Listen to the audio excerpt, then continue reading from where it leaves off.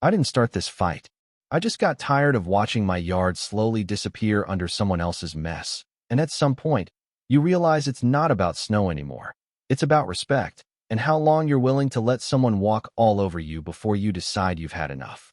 It began small, almost forgettable. One of those things you shrug off because you don't want to be that neighbor. Just a low pile of snow pushed up along the edge of my lawn after the first big storm that winter, maybe 3 feet high.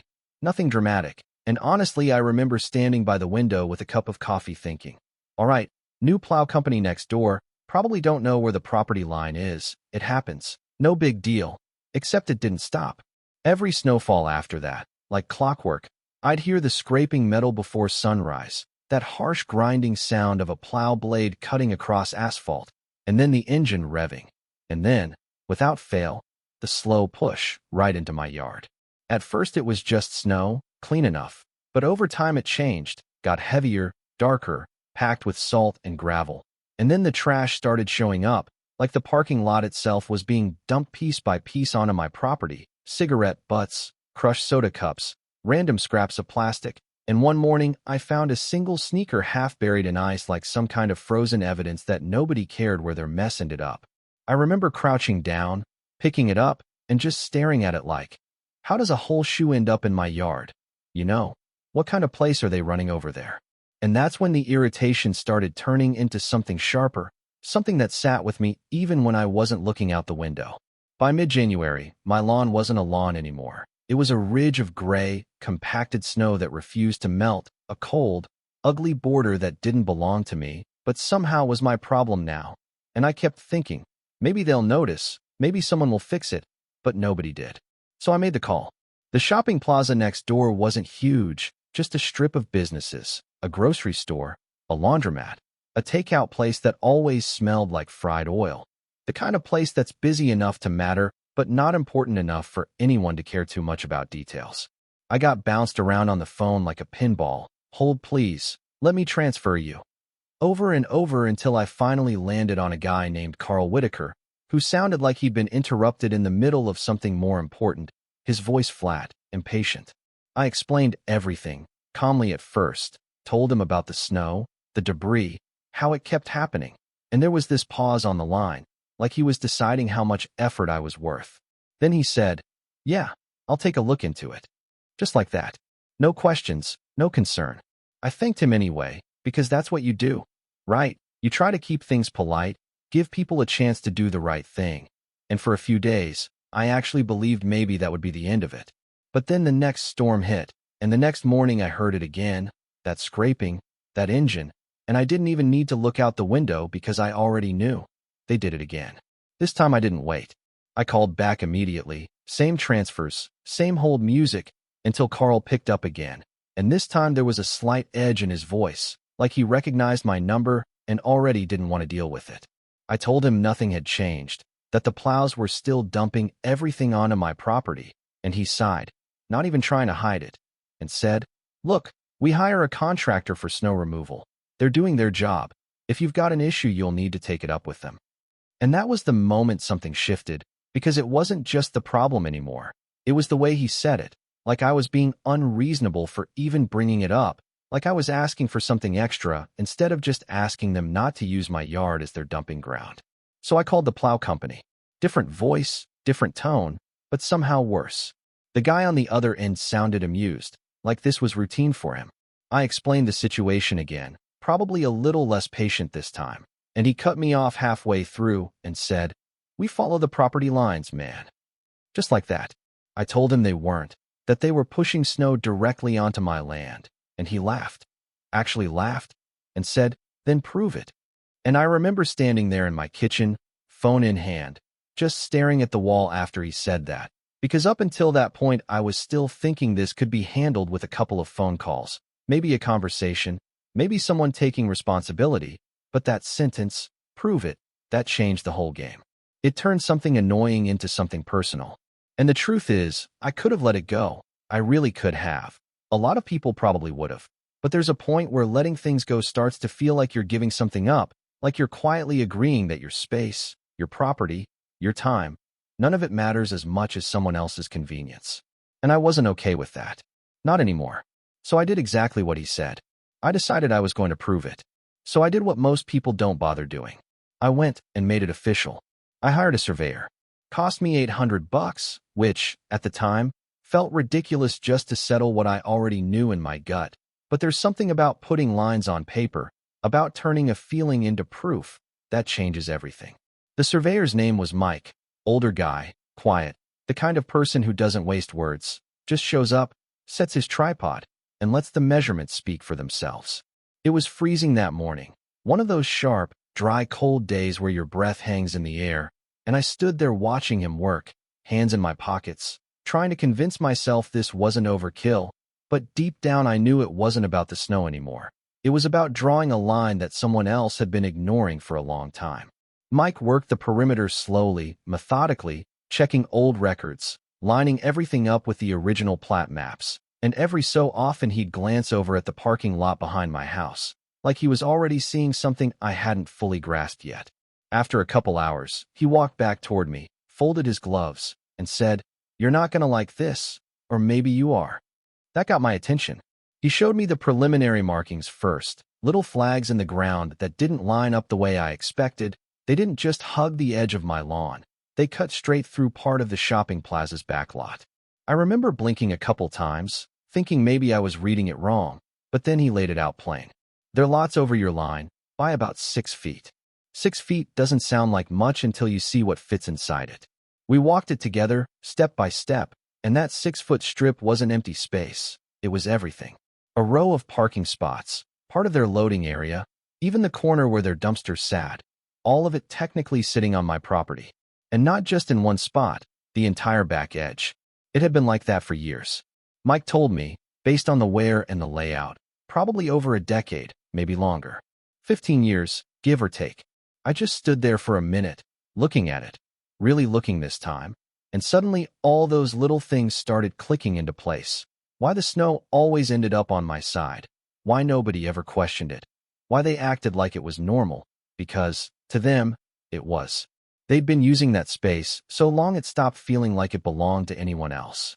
I asked Mike if he was sure, and he gave me that look professionals give when they know exactly what they're talking about and don't need to oversell it. "It's all in the records," he said. And that was it. That was the moment the whole situation flipped in my head. I didn't feel like the guy being inconvenienced anymore. I felt like the guy who'd been giving something away without even knowing it. I got the full report a couple days later, clean, detailed, stamped, everything lined up with the county records, and I made copies. One for me, one for my lawyer, and one for the ownership group that ran the shopping plaza. Now, I didn't go into this looking for a fight. I really didn't. So the first letter we sent was reasonable, maybe even more generous than it needed to be. It laid everything out clearly, included the survey, and gave them 30 days to remove any structures or usage that crossed onto my property. No threats, no attitude, just facts. And for a brief moment, I thought, maybe this is where they fix it. Maybe they'll realize the mistake, and we'll work something out like adults. That lasted about a week. Then their lawyer responded. It wasn't Carl anymore, or anyone who sounded remotely human in the conversation. It was a legal letter, clean, cold, and confident. And the argument they came back with was something called adverse possession. Basically, they were claiming that because they'd been using that strip of land openly and continuously for so long, it was effectively theirs now. Just like that. 15 years of using it. And in their mind, that erased the actual property line. I remember reading that letter at my kitchen table, the same place I'd stood holding the phone weeks earlier. And this time I actually laughed. Not because it was funny, but because of how bold it was, how casually they tried to turn my land into theirs like it was some technicality I'd missed. But here's the thing they didn't count on, the previous owner. When I bought the house, I didn't just get keys, I got a box of old documents, notes, random records that most people probably would have thrown out without thinking twice. But I kept them. And buried in that stack was a detail that turned their entire argument inside out. About 12 years back, during some renovation work on the plaza, the previous owner had given them verbal permission to temporarily use that strip of land. Just for construction access, nothing permanent. It wasn't a formal contract, but there were notes, references, even a mention in the estate paperwork that backed it up. And that mattered, because adverse possession only works if the use was without permission. They had permission, which meant their claim collapsed completely. My lawyer saw it right away. I remember sitting across from him as he flipped through the documents, nodding slowly, and then he leaned back and said, "Yeah, this changes everything." The second letter we sent wasn't polite anymore. It was firm, direct, and left no room for interpretation. Remove all encroachments within 14 days, or we move forward legally, with daily fines attached. And suddenly, the tone shifted. They didn't respond with another legal argument this time. They tried something else. They tried to buy it. The first offer came in low, almost insulting, like they still thought I didn't fully understand what I had. I declined without even countering. A couple days later, they came back higher. Still no. And I could feel it at that point, the pressure building on their side, because every day that passed, that land wasn't just a technical problem anymore. It was a liability. By the time March rolled around, the snow finally started to melt, and what it revealed was exactly what I expected. My lawn was wrecked. Dead patches, deep ruts carved into the ground. The grass suffocated under months of packed ice and debris. It looked like a place that had been used, not lived on. And standing there, looking at it in the daylight, no snow to hide it anymore, I realized I was done negotiating from a position of patience. They had time. They had chances. And they used all of it to push things just a little further, a little longer, hoping I'd back down or settle cheap. That wasn't going to happen. Not anymore. So instead of sending another letter, I made a different call. I called a fence company. Not to threaten, not to bluff, just to build. The guy who came out, his name was Rick, had that no-nonsense attitude you only get from people who've been doing the same physical job for decades. He walked the line with me, checked the survey markers, kicked at the ground a little where the snow had just melted, and said, "You want it right on the line?" I nodded. He didn't ask why. He didn't need to. "All right," he said, "we can have it up in 2 days." And just like that, things were in motion. The morning they started, I made sure I was home. Not because I needed to supervise, but because I wanted to see it happen. There's something about watching a boundary become physical, something solid where before there was just an invisible agreement people chose to ignore.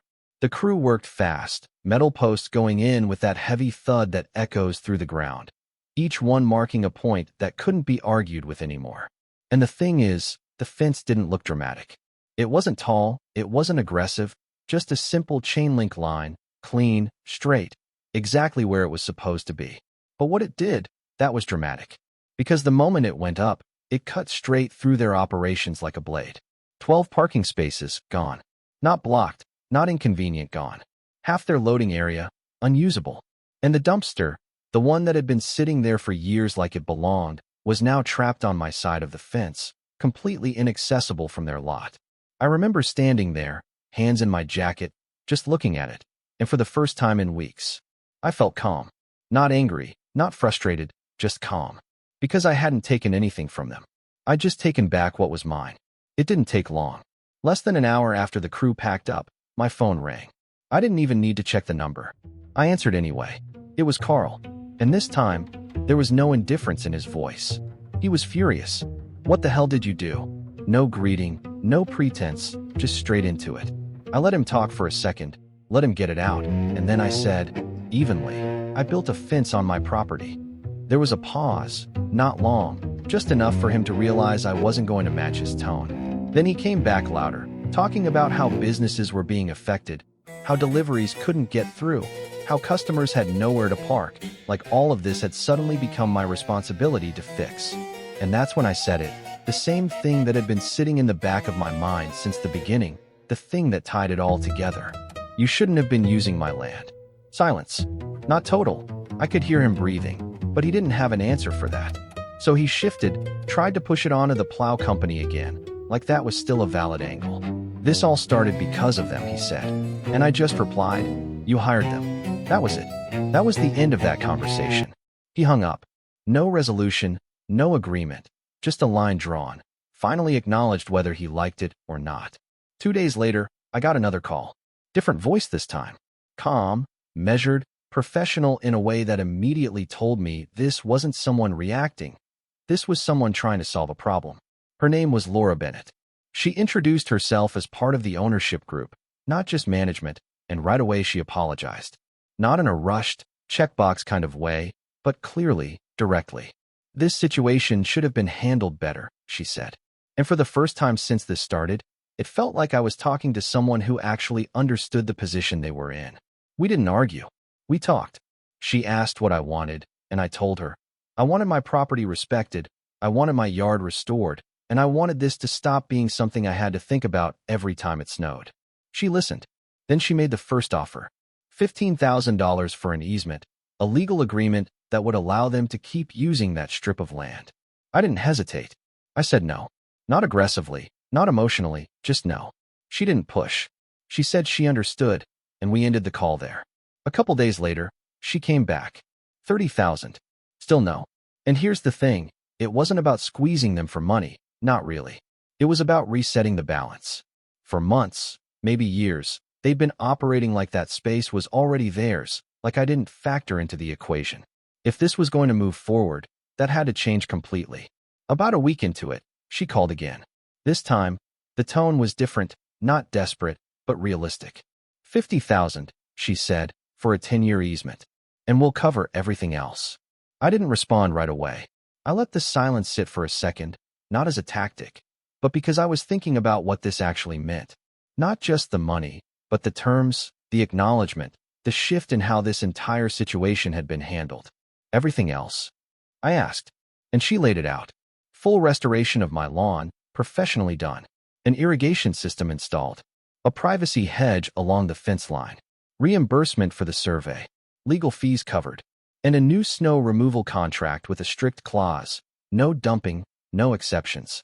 I could picture it as she said it. The yard back the way it should have been. The boundary respected without me having to enforce it every winter. And more than that, I could hear something in her voice that hadn't been there before in anyone else's: accountability. So I said yes. We signed the agreement a few days later. They handled everything exactly the way she promised. The lawn was restored, not patched, restored. Fresh soil, new grass, leveled out like the damage had never happened. The irrigation system went in clean, almost invisible, and the hedge they planted grew in fast enough to give the space a sense of privacy I didn't even realize I'd been missing. The fence came down, then went back up, 6 feet over, right along the new agreed line. Their parking spaces reopened. Their loading zone worked again. And the dumpster, well, it went back where they could actually reach it this time. The difference was, now it was all on paper. Clear, defined, respected. And the snow? The next time it fell, I watched from the same window, coffee in hand, same as that first morning. And when the plow came through, it stopped at the line. No push, no spillover, no gray pile creeping into my yard. Just a clean edge, exactly where it should have been all along. Funny thing is, none of this had to happen. A simple conversation early on, a little accountability, maybe even just someone saying, "Hey, we messed up, we'll fix it," and we never would have gotten here. But sometimes people don't respond to words. Sometimes they respond to consequences. And sometimes, the only way to be heard is to make the problem impossible to ignore. So here's the question I keep coming back to. Was I right to take it that far? To build the fence? To force the issue until it cost them 50 grand to fix something they could have handled for free? Or should I have just let it go, like most people probably would? I'm curious what you think, because situations like this, they're never just about property lines. They're about where you draw your own line, and what you're willing to do when someone keeps crossing it. If you've ever dealt with something like this, or if you think I went too far, drop a comment. I read more of them than you'd expect. And if you want more stories like this, the kind that make you question what you do in the same situation, hit subscribe, because trust me, this isn't the only line I've had to draw.